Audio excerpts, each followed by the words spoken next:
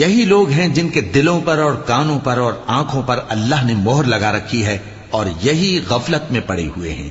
کچھ شک نہیں کہ آخرت میں یہی لوگ خسارہ پانے والے ہوں گے۔ پھر جن لوگوں نے ایذائیں اٹھانے کے بعد ترک وطن کیا، پھر جہاد کیا اور ثابت قدم رہے، تمہارا پروردگار ان کو بے شک ان آزمائشوں کے بعد بخشنے والا ہے، رحمت کرنے والا ہے۔ جس دن ہر شخص اپنی طرف سے جھگڑا کرنے آئے گا اور ہر شخص کو اس کے اعمال کا پورا پورا بدلہ دیا جائے گا اور کسی کا نقصان نہیں کیا جائے گا۔ اور اللہ ایک بستی کی مثال بیان فرماتا ہے جو کہ ہر طرح امن چین سے تھی، ہر طرف سے اس کا رزق با فراغت چلا آتا تھا، مگر ان لوگوں نے اللہ کی نعمتوں کی ناشکری کی تو اللہ نے ان کے اعمال کے سبب ان کو بھوک اور خوف کا لباس پہنا کر ناشکری کا مزہ چکھا دیا۔ اور ان کے پاس انہی میں سے ایک پیغمبر آیا تو انہوں نے اس کو جھٹلایا، سو ان کو عذاب نے آ پکڑا اور وہ ظالم تھے۔ پس اللہ